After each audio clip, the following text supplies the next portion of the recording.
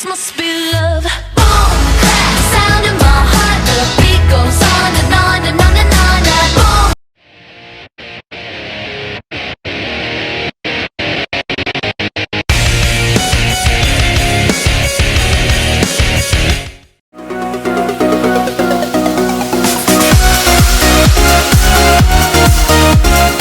Hey les gens, c'est Xexon de Shadow Legacy. Aujourd'hui on se retrouve pour un tutoriel Photoshop, réaliser une dispersion d'un personnage. Alors c'est parti. Tout d'abord rendez-vous sur votre navigateur internet et téléchargez-y un personnage en PNG. Donc nous on va prendre un Superman. Voilà. Vous en prenez un au pif, hein. Vous avez toute la série de DC Comics que vous pouvez aussi avoir qui sont sympas. Donc on va prendre lequel? Un effet sympathique qui pourrait être mis. Tout. Bah allez, on va prendre celui-là.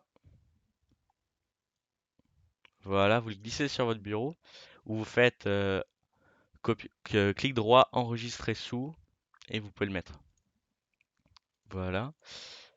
Vous vous rendez sur votre Photoshop à présent et vous allez créer un nouveau fichier, fichier, oui, en largeur 1920 et en hauteur 1080. Donc c'est les dimensions d'une miniature. Le premier calque ici, vous allez le mettre en blanc. Voilà. Ensuite, vous allez prendre votre Superman et le glisser dedans. On va dupliquer le calque. Et vous allez vous remettre sur celui d'en dessous, faire édition, transformation manuelle et faire ceci. Hop, ça va être bien. Voilà. Ensuite, vous allez appliquer un masque qui se trouve en bas à droite. Cliquez sur le rectangle blanc, prendre la couleur noire et utiliser le pot de peinture. Ensuite, vous allez vous mettre sur le premier Superman, pardon, appliquer un masque, laisser la même couleur. Vous allez vous remettre sur le deuxième, cliquer sur le rectangle, prendre la couleur blanche et venir appliquer des brushes, donc comme ceci, on va dire des gouttes de sang, ça s'appelle plutôt, et pour pouvoir donner l'effet de dispersion. Donc un pack de brushes sera dans la description si vous voulez. Hop là, donc vous allez choisir une paire de brushes. Hop là, on va prendre celui-là, on va baisser un peu la tête du truc, et on va venir tapoter.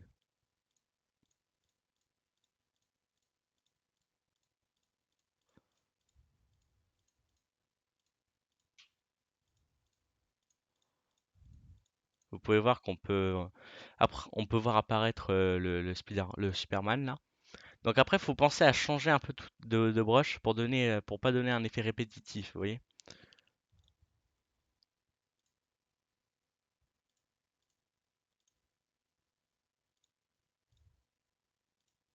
Après ça, on va gommer parce que l'idée c'est de le faire ici l'effet. Voilà. Après, on peut alterner les tailles. Ça va être bien.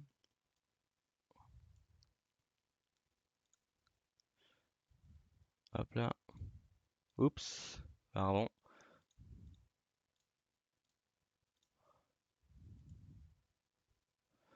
Vous voyez, en fait, c'est comment vous le sentez pour faire votre effet.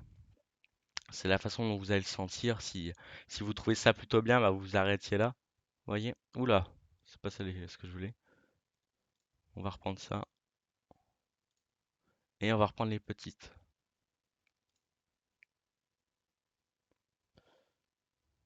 Je suis pas sûr que j'avais pris celle-là au départ. Non, j'ai dû prendre celle-là, j'avais baissé la taille. Ouais, comme ça.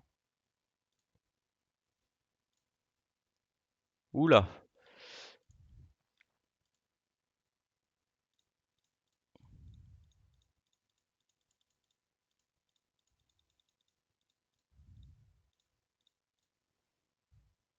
Donc une fois ça fait, voilà, vous avez fait la première partie de l'effet. Maintenant, il va falloir appliquer l'effet sur le Superman.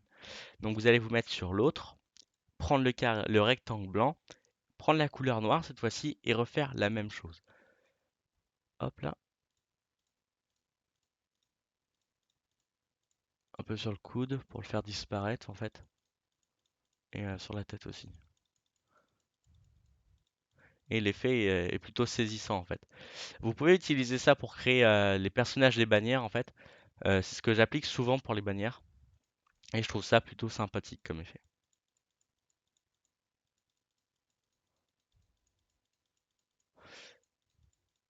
Donc voilà, on peut voir que l'effet de dispersion est bien réalisé.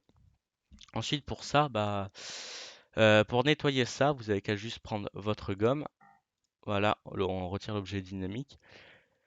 On va prendre une vraie gomme. Non, on va prendre celle en haut parce que j'ai peur de tomber sur une mauvaise. Voilà. Vous prenez la vraie, vous baissez un petit peu pour être plus précis.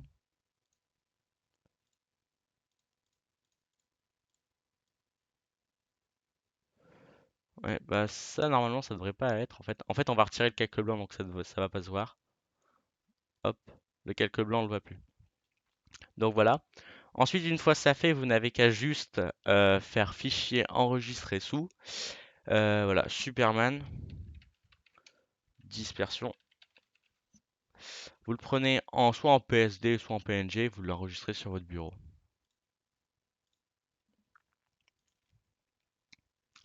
Voilà. Ici, on peut voir que l'effet de dispersion, voilà, il est sympa. Et par exemple, vous pouvez l'utiliser pour l'utiliser sur une bannière ou un logo. Donc voilà. Donc j'espère que cette vidéo tutoriel vous aura plu. Merci à Ligiotunum et à et Tuto Watch TV s'il m'upload. Donc c'était Shadow Legacy. À la prochaine. Bye bye.